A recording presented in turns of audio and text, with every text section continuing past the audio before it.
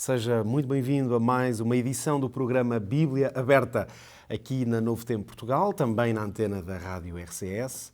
Onde quer que esteja connosco neste momento, muito obrigado pela companhia, pela escolha que faz de estar connosco. Temos este privilégio de abrirmos a Bíblia, juntos aqui, mas também consigo aí desse lado, se tiver a sua Bíblia à mão, até mesmo num telemóvel. Se não, claro que vamos ler os textos, vamos refletir. Estamos a estudar, como sabe, a carta, a Epístola aos Hebreus. Já vamos aqui na sexta semana, o sexto estudo, num total de 13, portanto será ao longo deste trimestre. Se nos têm acompanhado até aqui, têm verificado com certeza como temos descoberto esta essência cristocêntrica desta carta. No fundo, nós estamos a descobrir, através das revelações do apóstolo nesta maravilhosa carta aos Hebreus, esta mensagem que nos dá como que sempre novas dimensões de Cristo. Para hoje, neste sexto programa, tenho comigo o pastor Edgar Justino. Olá, Edgar. Olá, pastor, como estás? É um prazer receber-te aqui e podermos conversar um bocadinho juntos sobre a Palavra de Deus e, como diz o nosso mote, abrirmos a Bíblia para trazermos luz para nós aqui nesta conversa e para as pessoas que nos acompanham. Eu dizia há bocadinho que estamos a explorar diferentes dimensões da pessoa de Cristo e da maneira como Ele está revelado. E não te vou esconder que estou aqui numa belíssima expectativa desta nossa conversa, especialmente de te ouvir, porque há muitos anos que a ideia e o ministério sacerdotal de Cristo realmente é uma coisa que me toca muito particularmente. Ou seja, eu gosto muito de explorar a ideia do que o sacerdócio de Cristo implica para nós, que também somos sacerdotes. Vamos, por isso, sem mais demoras, explorar este tema. Jesus ser um sacerdote fiel, com o qual podemos contar. Numa primeira ideia-chave, um resumo quase que poderíamos dizer, qual será para ti a ideia mais forte do que é Jesus como sacerdote? Talvez aquilo que podíamos, talvez este início, gostaria talvez de fazer uma pequena introdução, porque quando o autor da Epístola aos Hebreus, nós conhecemos, pensamos que é Paulo, o apóstolo Paulo, é que a forma como ele escreveu é interessante, porque é verdade que ele dirige-se aos Hebreus, e eu faço um certo paralelismo com Mateus. Porque é interessante, porque Mateus, quando ele escreve para os judeus, Sim. e a mentalidade hebraica, por exemplo, é extremamente importante, e logo no início, ele fez uma introdução extraordinária, de mostrar, por A mais B, que Jesus é realmente o Messias. Que ele é da descendência de Abraão e também da linhagem de Davi. Isso para os judeus é extremamente importante. Porque todo o resto, se ele não fizesse essa introdução, talvez teria uma dificuldade muito grande de poder qualquer outro argumento ser válido. Porque estavam formatados para aquela ideia de que o Messias viria da linhagem de Abraão e também da linhagem de Davi. Algo interessante que Paulo, ao escrever aos Hebreus, também tem a mesma ideia. Quando fala do sacerdócio de Jesus, aonde é que se encaixa? Como é que podemos encaixar? E Paulo estava tão ciente de algo extremamente importante, porque se formos ver Jesus, ele falou, Lucas, o capítulo 21, quando ele fala da destruição do templo, de que o povo estava tão...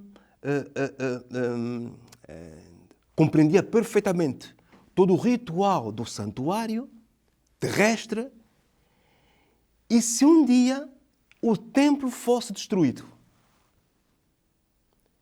a fé, a confiança, a esperança, a visão que eles tinham estava simplesmente baseado no santuário terrestre, todo o ritual do templo. Quando fosse destruído, seria o caos para eles. É quase como dizer que se os fundamentos do templo fisicamente caíssem, os fundamentos da fé também queriam. Então é interessante que agora Paulo vai fazer o seguinte, ele vai fazer esse tal transporte, quer dizer que ele vai poder mostrar que há algo muito mais importante, que o templo pode falhar, a estrutura pode cair, mas há algo muito mais importante, algo que será eterno. E o sacerdócio, realmente, de Jesus, agora, como é que vamos encaixar Jesus na linhagem dos sacerdotes, porque era que o sacerdote, podemos dizer, eles foram nomeados pelo próprio Deus. E ele vai poder mostrar, tintim por tintim, a forma como que Jesus se encaixa perfeitamente nesse ministério sacerdotal. Em toda a estrutura sacerdotal. Exatamente. E como isto vai ajudar estes homens, claro, de um pensamento hebraico, a ganharem confiança Exatamente. na pessoa de Cristo. Agora é interessante porque nós pensamos hoje, ao ouvir-te dizer, bem, mas eu não sou judeu, a maioria dos que nos escutam com certeza que não, como nós também, mas então esta mensagem de Jesus como sacerdote era apenas para eles, e aí nós vamos perceber, e agora vamos explorar isto com um pouco mais de detalhe, com a tua ajuda, mas a verdade é que o sacerdócio de Cristo, ele deixa de ser apenas alguma coisa que diz respeito aos judeus, uma vez que é um sacerdócio universal. Talvez pudéssemos mesmo começar por isto. O sacerdócio de Cristo é a favor de todos os homens. Exatamente. Porque Deus amou o mundo de tal maneira que deu seu Filho unigênito, para que todo aquele que nele crê não pereça, mas tenha a vida eterna. O pecado, quer dizer, quando entrou no mundo, não era para os judeus. Entrou no mundo, os nossos primeiros pais desobedeceram. O que é certo é que esse projeto inicial que Deus tinha, essa liberdade pela qual Deus realmente nos criou o ser humano com livre-arbítrio, foi algo que saiu caro ao próprio Deus. Sim. Saiu caro ao próprio Deus. E agora, é interessante também vermos que tanto o Pai como o Filho, tudo fizeram. Isso para nós é difícil, podemos entender. Porque Satanás usou uma estratégia extremamente forte, em que deturpou de uma forma tão grande a imagem de Deus. Aquele Deus que é amor.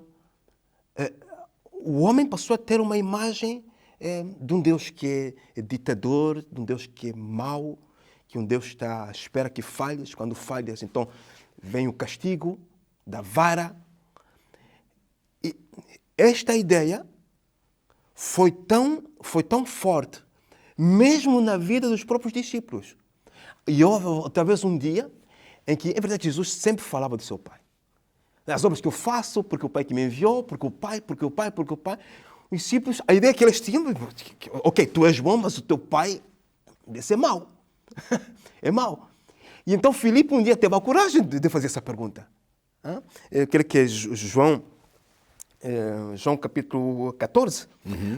Então, mostra-nos o Pai. Falas também do teu Pai, mostra-nos o Pai. Jesus diz, há tanto tempo estou convosco, não me tens conhecido, quem me vê a mim, vê o Pai. Quer dizer, eu tenho o amor que eu tenho por vocês. É exatamente o amor que o meu Pai tem por vocês também. Agora, os dois vão fazer tudo por tudo para poder restabelecer novamente esta ligação, esta amizade, este relacionamento que foi quebrado com o pecado. E que aqueles momentos em que o próprio Deus ia ao encontro do casal, ao virar do dia, o pecado criou uma separação, uma barreira. Mas Deus está a fazer tudo por tudo para que novamente Ele possa recriar este mundo e possa reintegrar novamente o homem perdido no seio da família de Deus.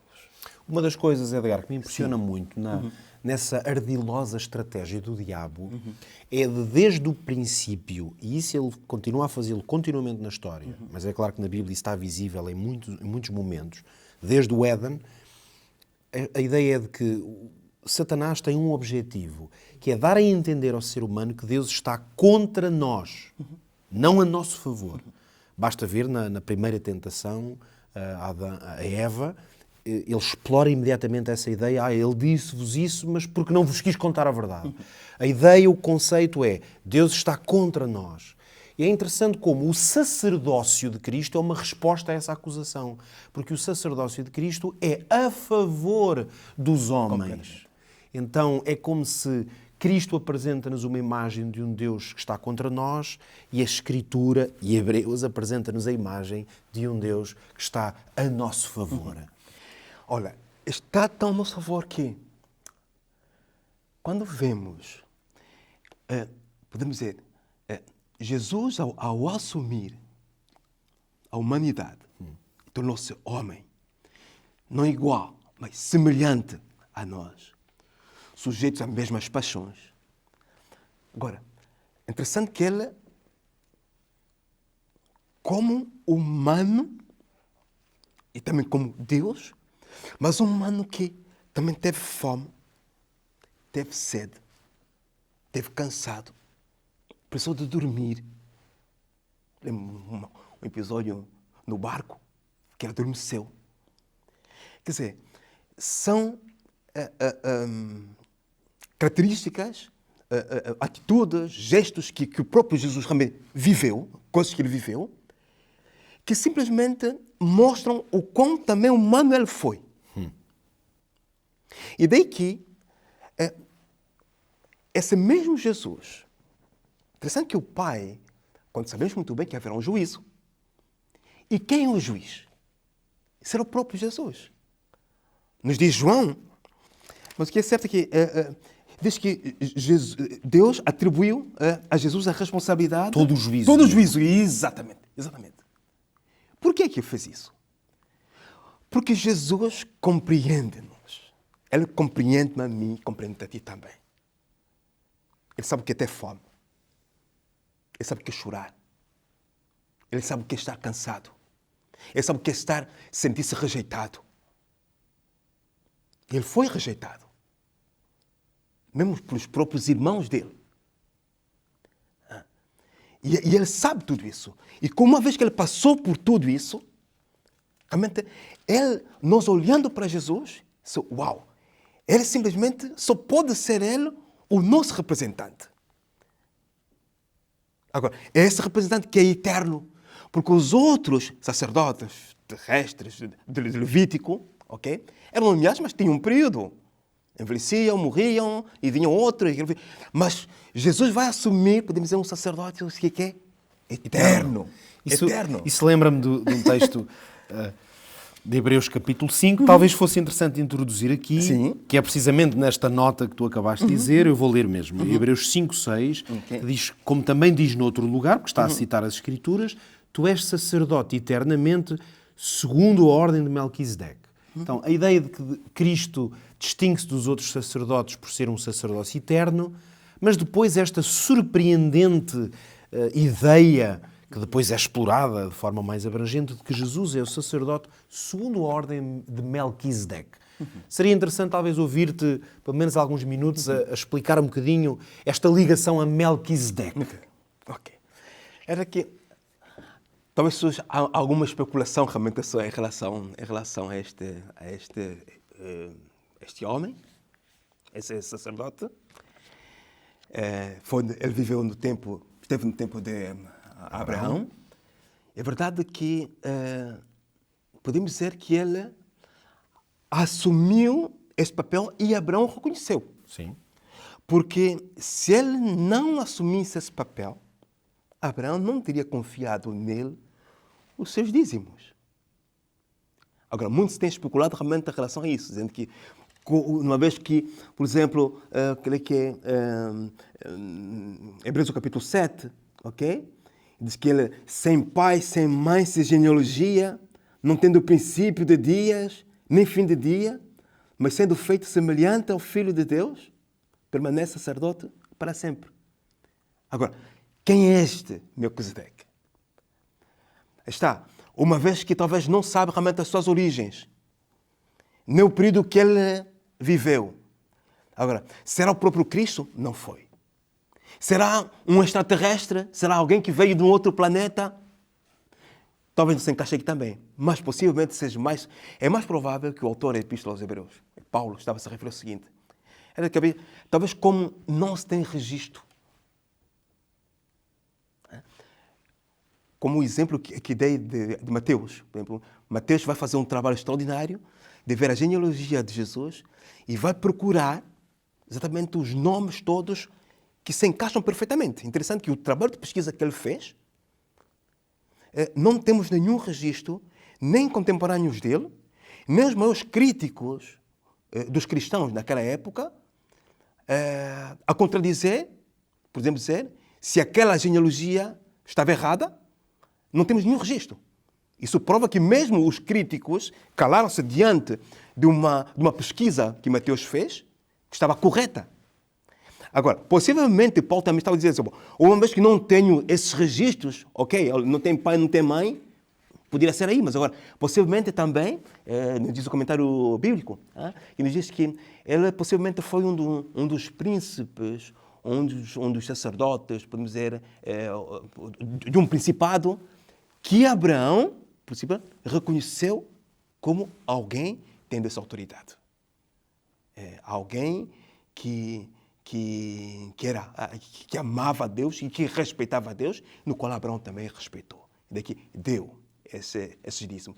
Agora, é verdade que quando nos fala aqui, pronto, que ele não tem, que o sacerdócio dele que não tem princípio de dias, talvez essa tal passagem, porque Paulo agora vai querer mostrar, ok, que Jesus também, da mesma forma, ok, da mesma forma como Melquisedeque teve esse ministério, ok? Agora, os sacerdotes vinham de uma linhagem de Arão, ok? Deus teve que fazer uma mudança em termos de lei para que pudesse introduzir também, nesse caso, o seu filho, porque vem de uma outra tribo de Judá, ok? De tribo de Judá. Agora, interessante que agora, só que esse Jesus, todo o ministério que vai fazer, desde a sua ele, inclusivamente, quer dizer que os sacerdotes naquela época tinham que oferecer sacrifícios por eles próprios também, porque não eram perfeitos, tinham falhas. E uma lição extremamente interessante aqui também. E a lição que talvez nós podemos tirar daqui é que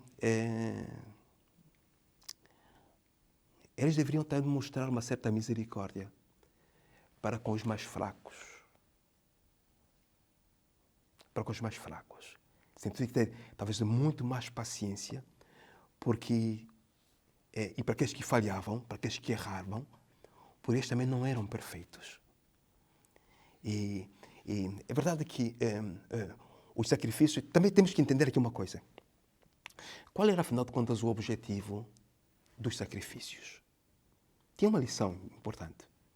E isso Satanás foi muito astuto em poder deturpar também as coisas. Porque inicialmente Deus, ao mostrar este método para que o homem pudesse compreender a gravidade do pecado, ao pegarem um animal, mas não era um animal qualquer, era o mais perfeito deles todos, o mais bonito do rebanho, pegar nesse animal e oferecer por simplesmente desobedeci, porque menti, porque matei, seja lá o que for, para a remissão dos pecados. Ok. Eu tinha que pegar aquele cordeiro, aquele animal e sacrificar. Isso deveria criar em mim uma aversão ao pecado. Puxa vida, por causa de uma mentira que eu fiz, que eu cometi, por causa de uma desobediência que eu fiz, tive que matar este animal. Ó Senhor, eu prometo uma coisa. Eu, a partir de hoje, não vou mais. Com a tua ajuda, prometo que não quero mais voltar a cometer o mesmo erro para não ter que matar um inocente. Só que Satanás, o que é que fez? Okay. Deus está tão irado, o que ele quer é sangue. Olha, estou farto, e o próprio Deus vai dizer que em Isaías, capítulo 1, versículo 11 a 14, diz que estou farto dos vossos holocaustos. Porque o homem pensava que essa era a única a forma que Deus tinha para poder aceitar, era realmente quanto mais sangue, melhor. E Jesus estes rituais todos os dias era feito assim. Mas Jesus ofereceu-se, ele próprio, ele aceitou esta humanidade, aceitou ser homem, aprendeu a obediência, aprendeu com a sua mãe, com Maria, com José, passava mais tempo com a sua mãe, mas aprendeu o que é obediência. E ele chegou ao ponto de... A obediência levou-o até a morte, e a morte da cruz. Edgar, estava a ouvir-te e a pensar que realmente entre essas características tão particulares de Cristo, na sua vida, o seu ministério, a missão que ele cumpriu, que o tornam realmente um sacerdote com capacidades que os sacerdotes, obviamente, na Terra não tinham. Uma delas, uma das mais significativas, é o facto de que Jesus viveu sem pecado. O que quer dizer que enquanto os sacerdotes ministravam com o sangue de animais, mas eles não tinham em si mesmo o poder, a autoridade para se poderem apresentar como exemplos perfeitos, em Cristo, e Hebreus explora muito esta ideia de que temos um sacerdote sem pecado. Até que ponto é que esta visão do sacerdócio de Cristo, por ele ser sem pecado, realmente nos afeta a nós na nossa relação com Cristo? Olha, talvez aí nós podemos voltar atrás. Voltar um pouco atrás. Interessante porque o verso áureo, que nós encontramos no livro de Hebreus, o capítulo 7, o versículo 26, é tão rico. É tão rico. Sobretudo as palavras que nós encontramos ali.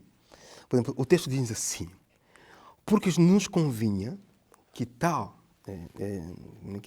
sumo sacerdote. Tal sumo sacerdote, santo, Inocente. Hagios, que vem do grego, hagios, que significa simplesmente puro, piedoso.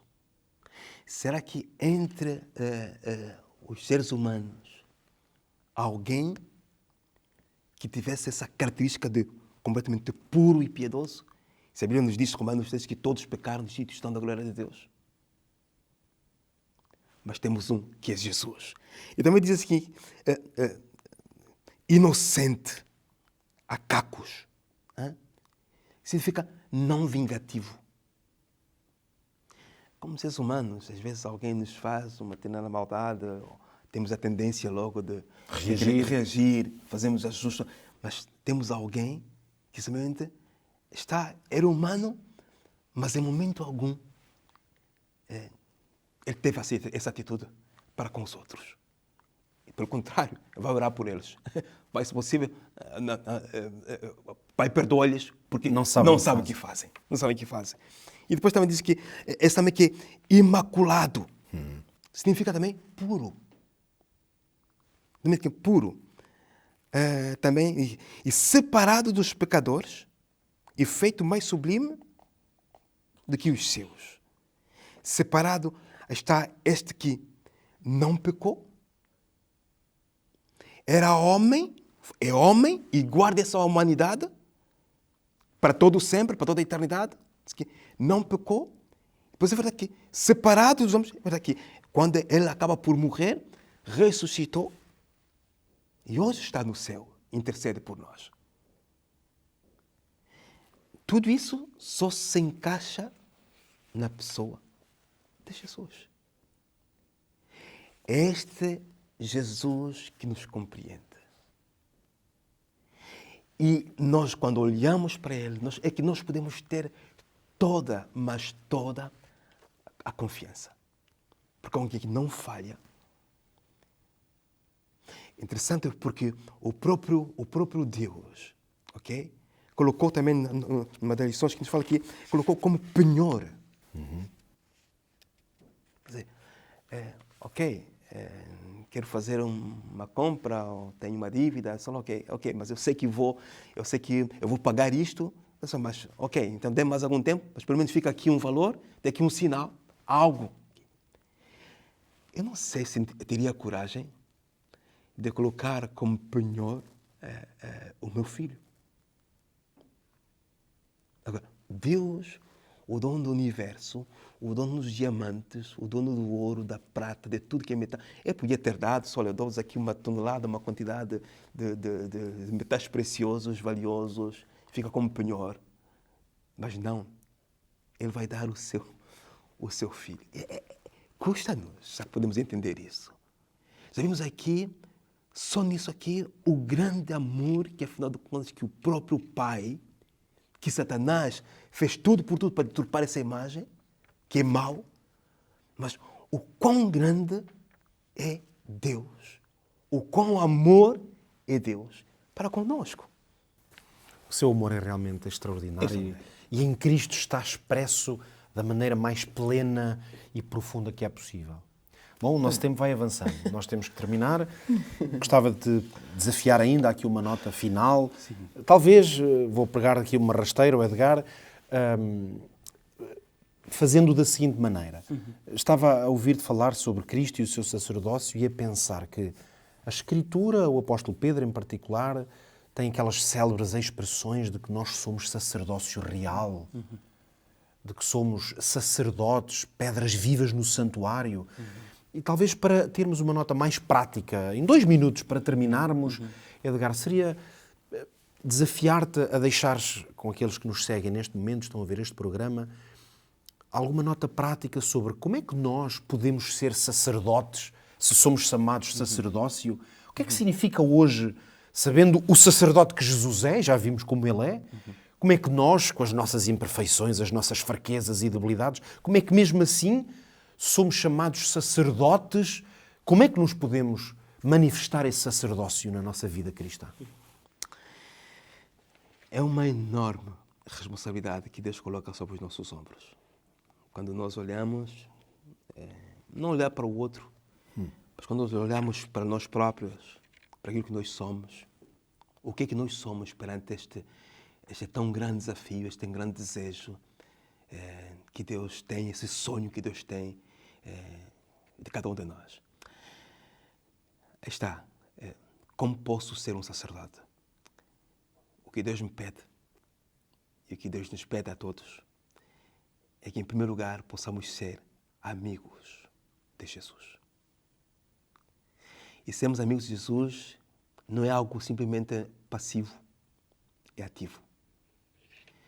Porque ali nós somos capazes de reconhecermos as nossas debilidades, as nossas fragilidades. E Deus pode completar o incompleto que existe em nós.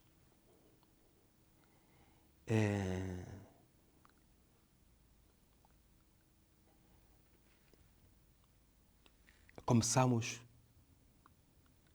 antes de ir fora, primeiro eu devo começar na minha própria casa.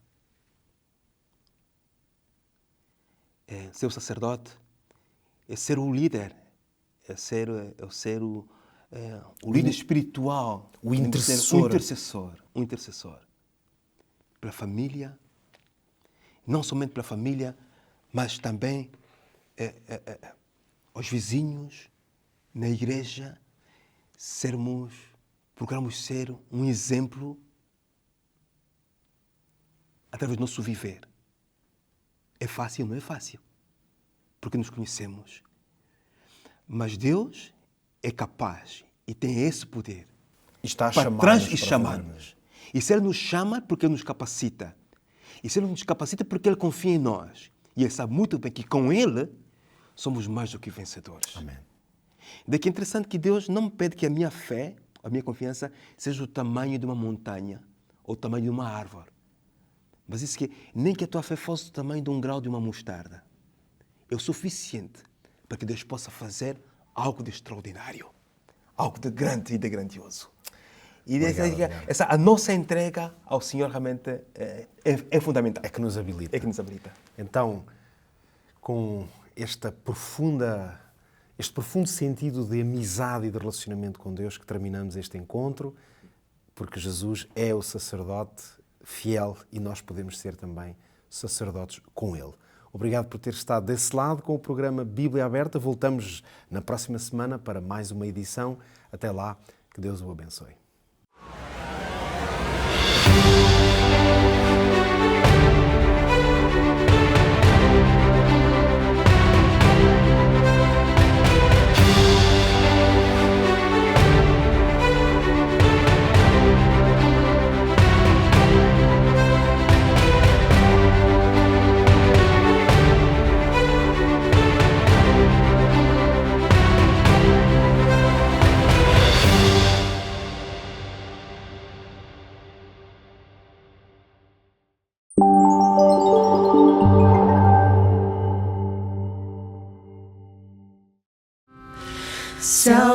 dia você vira um pingo de chuva a rolar na janela, escorrer,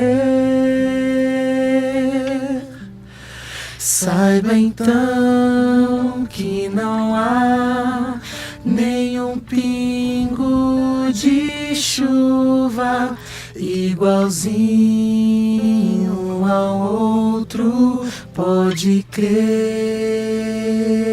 Melodia agudinha. Não há outro igual a você, nenhum outro igual a você.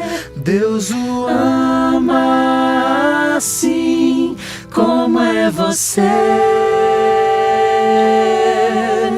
Diante do nosso Deus, você é muito especial. Deus ama assim como é você.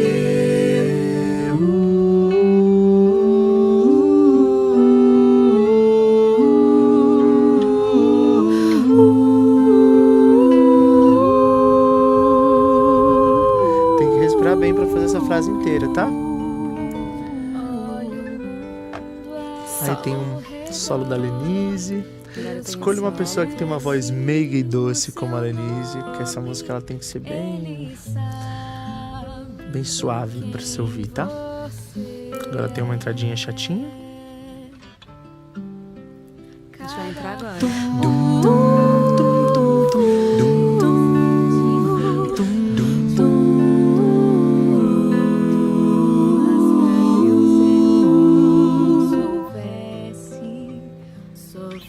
Agora a gente volta não mais na melodia. Não há outro igual a você, nem outro igual a você. Deus o ama assim como é você. Diante do nosso Deus, você é muito especial. Deus ama assim como é você. Modulou? Não há outro igual a você, outro igual a você. Deus o ama assim como é você. Diante do nosso Deus, você é muito especial. Deus o ama assim como é você. Deus o ama assim como é você.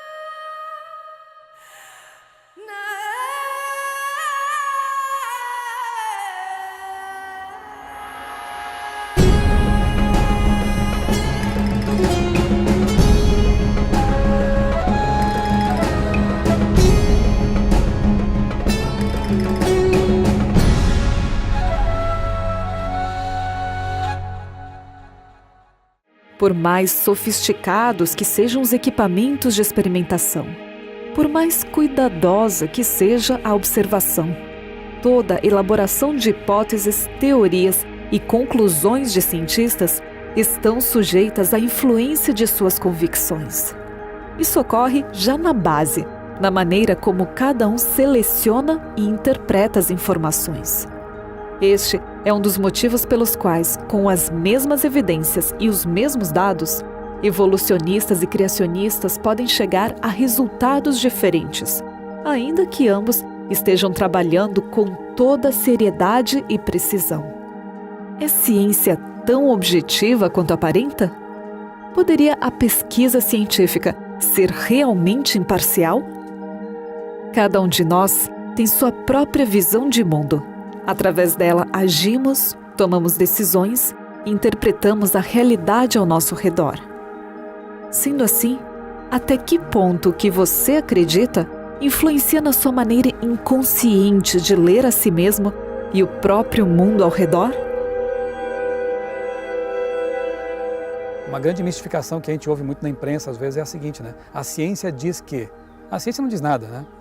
A ciência é um método, é uma ferramenta útil, boa, para você ler a realidade. Quem diz alguma coisa é o cientista.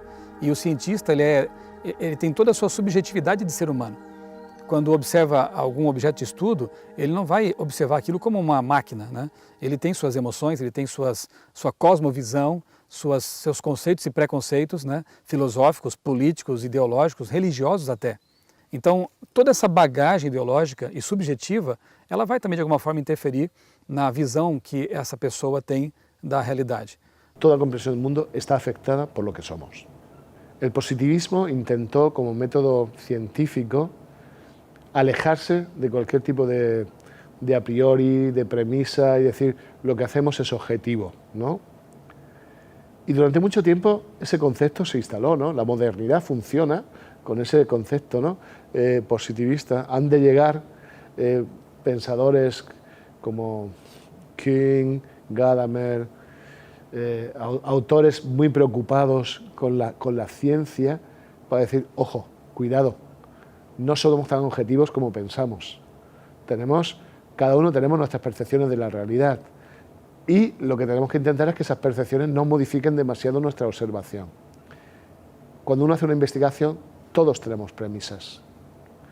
El problema es estas presuposiciones, cuánto alteran nuestro processo de investigação.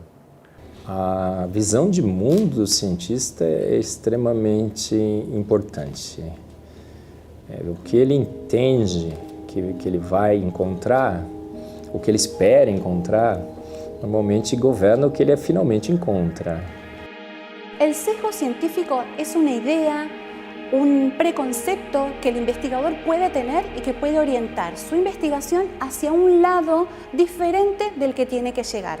Muchas veces la ciencia trae preconceptos sobre ideas especialmente del origen de la vida, del origen de los seres humanos y del origen en nuestro planeta.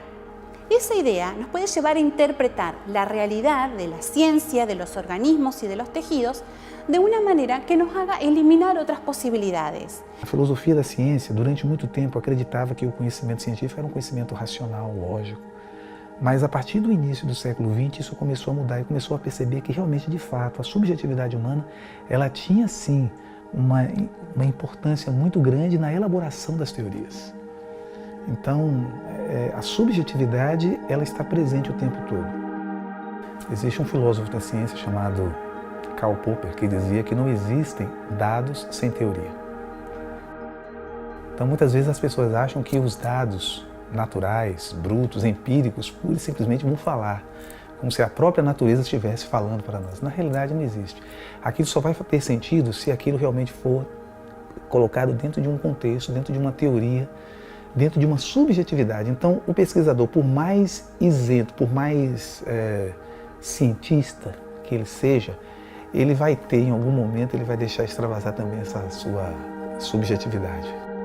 Porque a teoria, ela não é simplesmente a voz da natureza, ela não é simplesmente um reflexo daquilo que você está vendo. Ela tem também um conteúdo interpretativo. Então, muitas vezes o pesquisador vai no campo, ele não consegue enxergar determinadas coisas porque a estrutura conceitual dele não permite que ele enxergue aquilo. Aí vem um outro, pode ter o mesmo treinamento que ele, mas ele já tem uma outra interpretação, ele já consegue enxergar de uma outra forma aquela mesma evidência. E isso requiere que uno distinga entre información, datos e interpretación. Las observaciones están allí, pero la interpretación puede venir desde dos perspectivas. La perspectiva que dice esto es una evidencia de diseño de un creador y la perspectiva de la cosmovisión neodarwiniana que dice esto es el resultado de un largo proceso. De modo que la cosmovisión nos ayuda a interpretar, a poner filtros, a entender de causa a efecto cómo puede haber ocurrido este fenómeno. Há grande filósofo da ciência, historiador e filósofo da ciência chamado Thomas Kuhn, que ele escreveu um clássico dessa área chamado A Estrutura das Revoluções Científicas. E ele apresenta nesse livro de forma muito brilhante como acontece o processo de mudança de paradigma na ciência. Então ele mostra que a ciência, sendo feita por pessoas, ela é essencialmente ideológica e, consequentemente, dogmática.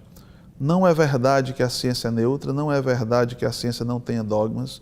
Pelo contrário, ela é essencialmente dogmática, essencialmente não neutra, tendenciosa, porque ela é baseada em propostas e interesses e conclusões que estão ligadas às pessoas que fazem a ciência. E hoje nós temos, por exemplo, somente nos dias pós-modernos em que vivemos, você vai encontrar alguns referenciais teóricos como Thomas Kuhn, Feyerabend, Richard Hort, que são filósofos da ciência que mostram que realmente uma teoria científica ela não é melhor do que a outra. E ela não vai ser pior do que aquelas que irão substituí-las, porque a teoria científica ela é mais fruto de uma comunidade científica que, dominada por um paradigma, por um conjunto amplo de ideias, acaba elencando, escolhendo exatamente aquela como sendo a teoria mais importante para aquele momento. O termo que é usado pelos filósofos da ciência é estrutura conceitual ou também paradigma. A ciência se desenvolve adotando certos paradigmas e trabalhando em cima desses paradigmas até chegar à conclusão que esses paradigmas devem ser reformulados. Esse é o caminho normal da ciência. Eso me hace pensar que en ocasiones la ciencia está dejando sus herramientas básicas, que son herramientas vinculadas a un proceso constante de conocimiento, y convirtiéndose un poco más en religión, más que en ciencia. Todos los seres humanos tenemos fe en algo. Si entendemos eso como una decisión consciente de confiar en algo que merece confianza, en base a las evidencias, a las experiencias de la vida. El evolucionista tiene fe también, porque no estuvo en los orígenes. Ningún ser humano estuvo allí. De modo que tiene fe en su interpretación. Every worldview begins with a couple of assumptions that we take by faith alone. And when we talk about the origin of life, none of us ever saw that happen. None of us saw different kinds of animals evolve into another kind. We just weren't there. We can't know for sure. And so our research and our thinking is always based on assumptions, by faith, which we take by faith. Everybody has faith, not just the Christian. Por eso es importante saber, hay presuposiciones siempre, hay que saber reflexionar sobre ellas y hay que saber dialogar a pesar de las presuposiciones, ¿no? Aunque tengamos puntos de vista distintos. En este momento vivimos una realidad científica que obviamente está muy marcada con la premisa de la evolución, que no deja de ser una hipótesis, que no deja de ser falsable, lo que la convierte, como sucede con el creacionismo, en una hipótesis, pero que no deja de ser también una presuposición. Y en ocasiones hay análisis que se parten de esa presuposición sin hacer un análisis previo. Es decir, cuidado, ¿hasta dónde esta presuposición me está afectando?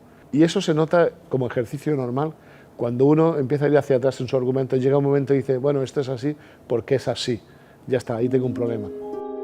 Ciência constitui-se de conhecimentos objetivos e verificáveis sobre uma determinada matéria.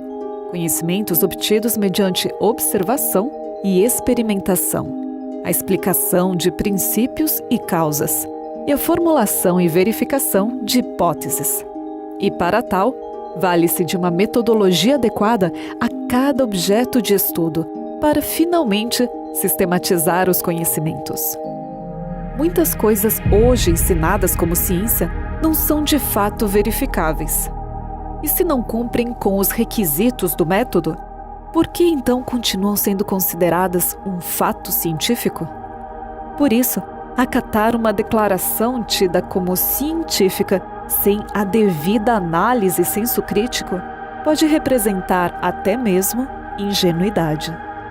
La ciencia podría definirse como una actividad intelectual y práctica de los seres humanos que intenta estudiar de manera sistemática los fenómenos que observa en el mundo natural mediante la observación y la experimentación. But studying the past, historical science, it's a little bit more difficult because you can't repeat the experiment. The closest you can come to that is to say, I'm going to do an experiment today, and you do the experiment and see the results, and then you look back in the geological record and say, well, I see these same results in the geological record, so probably there were similar conditions in the past as the ones that I've made. So much of the time you use analogs. You look at things today and then you say it's probably the same in the past. Olha, hoje nós estamos vivendo numa época em que os pesquisadores, principalmente nas ciências naturais, eles são dominados por um paradigma naturalista. Ou seja, é uma filosofia que procura explicar a natureza com base no conhecimento das leis naturais. Então não existe espaço para o sobrenatural. Mas o fato do método naturalista ou da filosofia naturalista não permitir a intervenção sobrenatural, por exemplo, Deus agindo, milagres acontecendo, isso não significa que essas coisas não aconteçam. Então a fé é exatamente esse salto que a gente dá para poder exatamente superar aquela limitação que nós temos. Porque o próprio método científico, ele se autolimita nesse aspecto. Ele não pode realmente querer se propor, o cientista ele não pode querer realmente falar além daquilo que os dados lhe mostram. Embora muitas vezes nós encontramos um cientista apaixonado, né, pelas suas ideias, né, que estão assim tomados pelas suas ideias e esquece realmente de que os dados realmente eles não vão falar realmente tudo aquilo que nós esperamos, porque o próprio método científico ele tem as suas limitações. And so they've developed a philosophy, a worldview of looking at science, nature, that we call naturalism.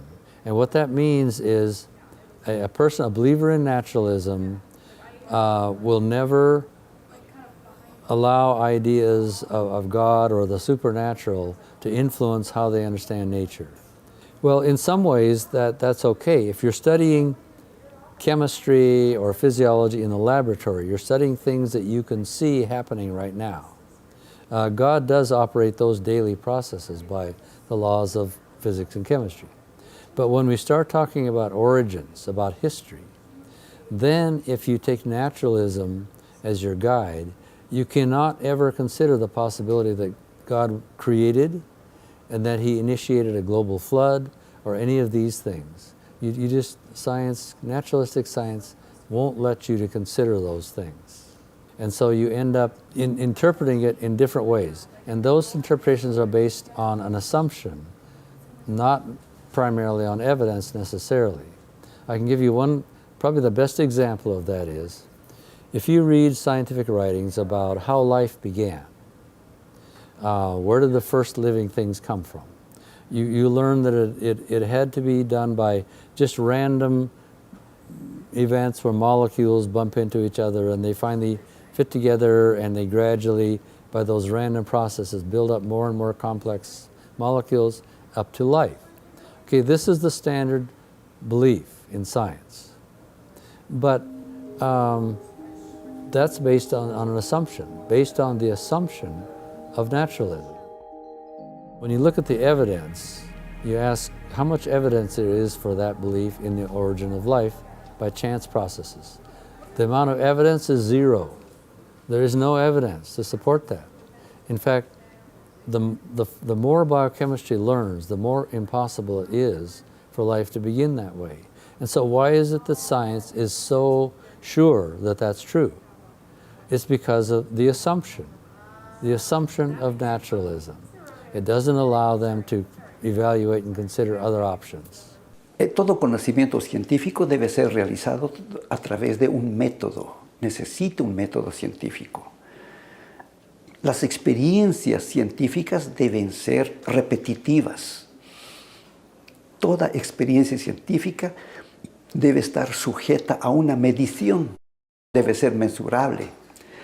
Y también esas experiencias deben prever resultados. Y finalmente, la ciencia con todos esos elementos debe estar dispuesta a elaborar leyes. Entonces, por definición, el origen del universo no es objeto de estudio de la ciencia. ¿Por qué? El origen del universo es un hecho único, no es repetitivo. No se puede medir el origen del universo. No se puede prever resultados, ya que es hecho único. Y también no se puede elaborar leyes sobre el origen del universo. El origen del universo está en otra área del conocimiento. Algunos de los grandes pensadores, a partir del siglo XX en adelante, se empezaron a cuestionar hasta dónde el positivismo era totalmente correcto, ¿no? Hasta dónde existían otras posibilidades de comprensión, de interpretación, de acuerdo, del mundo, ¿no? No había una descripción científica del mundo, por ejemplo, de lo espiritual. Y no estoy hablando de una cuestión religiosa, estoy hablando de una cuestión científica. Y va a haber gente bien pensante, como Heidegger o como Gadamer, que van a hacer interpretaciones distintas. E essa percepção, esse naturalismo filosófico que dominou a ciência, que domina até hoje, tem causado um prejuízo grande à ciência, porque a gente já parte do pressuposto que foi matéria, energia e espaço, que só existem processos naturais, e com esse pressuposto a gente tem filtrado as nossas conclusões. Mucha gente no se conforma con ese tipo de explicación. Sabemos que somos algo más que carne y huesos, que hay otra dimensión, hay otra manera de pensar. ¿Es esa la única realidad o es que existe una realidad trascendente, sobrenatural? In science we like to just talk about simple facts, cause and effect. And because those aspects they work, science is very successful, they work and so on. Science has decided we're not going to allow other ideas in the picture. And this tends to exclude God from the picture. If you're a scientist, you're not supposed to bring religion into your science. Well, this is a terrible attitude. What if religion is important? What if religion is true? What if God exists?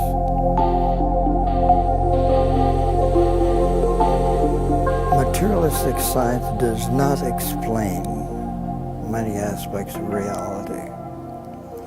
I'm talking about our consciousness. I'm talking about our reason. Why can we ask questions? Why do we like music? Why do we enjoy art, beautiful flowers? And I think it includes such things as personality, moral choice and intelligence, and creativity, and a love of beauty, those kinds of things. I think we can attribute to God. Certainly, evolution doesn't give us any reason to enjoy the beauty. La ciencia tiene que adecuarse a la realidad y comparar y contrastar. Eso nos va a permitir tener una apertura en la que podamos considerar otras teorías que también nos pueden ayudar a explicar ciertas características que no todas nos explican y no quedarnos con algunos conceptos con desconocimiento, con ignorancia, que podríamos estar aprendiendo cada vez mejor. O sea, forma parte de una de las bases del método científico reconocer que los datos son temporales. Lo que me resulta muy curioso es que puedan reconocer que sus datos son temporales y que un artículo que se escribió hace 3 años no tenga ningún valor con un artículo de una última investigación que se ha publicado hace 3 meses y no tenga ningún tipo de problema en cambiar o en modificar sus datos y que, sin embargo, esto no se puede producir en elementos que son más trascendentes. You begin to, in the case of a historical question, the probably the best way to go about it is to start thinking of what are the possibilities? How could this have happened? Let me make a list of possibilities. We call it the multiple hypothesis method. And you list all the ideas you can think of, and then you say, okay, now how can I test these ideas? Let's start with this one. Can I you probably can't prove that it's right, but you can prove it's wrong. And so you say, well, let's take this one. You prove it, okay, that didn't work. Okay, good, I can check that one off. Now my list is shorter. So you go to the next one. Can I prove that one wrong? Well, if it was true, I should see this and this. Well, I don't see this and this. I see something else that's not compatible with this. Probably that one's wrong. You throw it off. You go down through the list. Now, if you are a materialist, your list will consist only of hypotheses that involve only molecules and energy, only materialistic processes, naturalistic processes. Now, if you're a theist, your list will also include those, but you can add to it.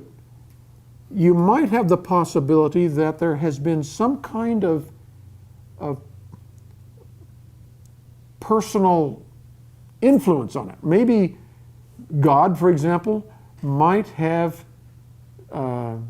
caused a certain event that wouldn't have happened without an intelligent agent.